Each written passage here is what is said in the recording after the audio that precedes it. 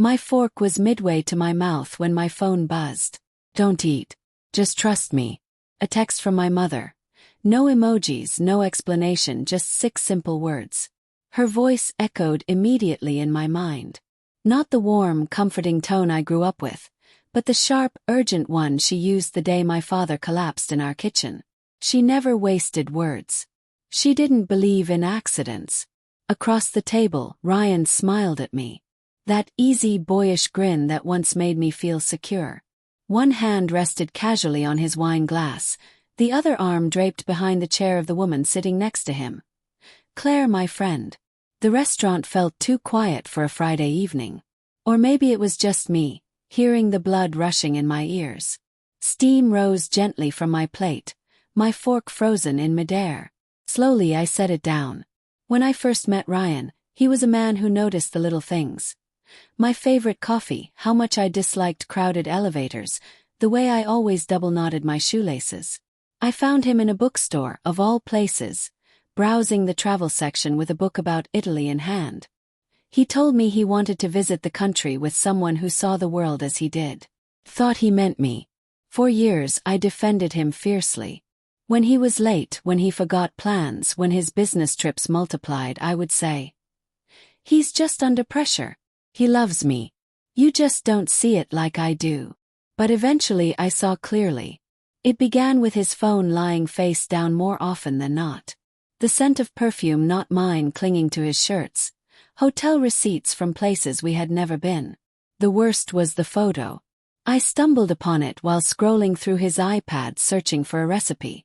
Claire's bare shoulder, his hand resting on her hip, his wedding ring glinting in the light.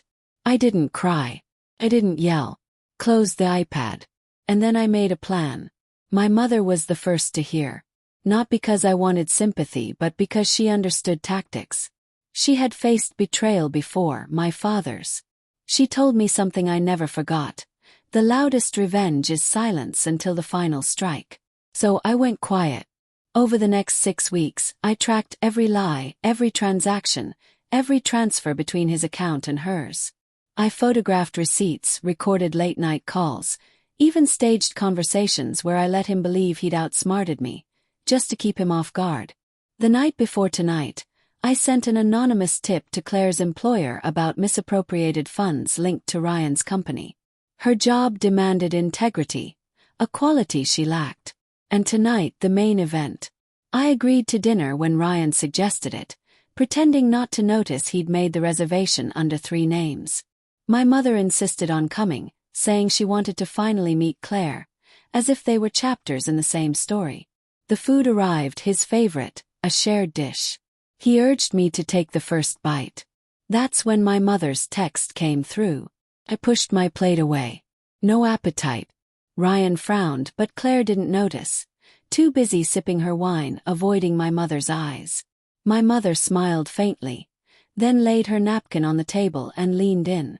"Funny thing," she said, smooth as silk. "I had a friend in health inspections. They say some shellfish can be deadly if not prepared correctly." Ryan's hand froze midair. "Oh," my mother added. "And some people can be dangerous if you trust them too much." She slid an envelope across the table. Inside were photos of him and Claire, bank statements, emails, enough to destroy him professionally, ruin his marriage and shatter hers. Ryan's face drained of color. Claire glanced at the papers, then at me. "What is this?"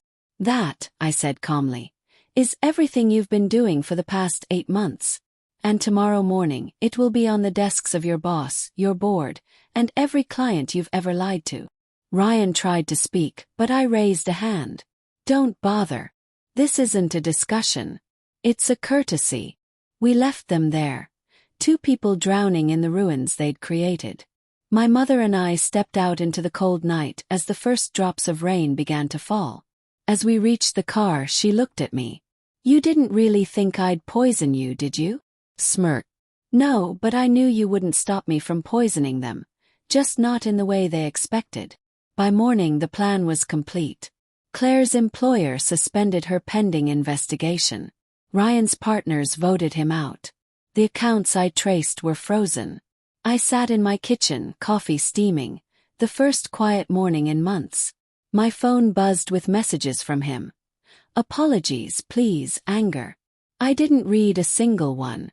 Revenge isn't about watching someone suffer. It's about knowing they finally understand why. I deleted his number. Then I took a bite of the breakfast I'd made for myself. Every ingredient clean, safe, and mine.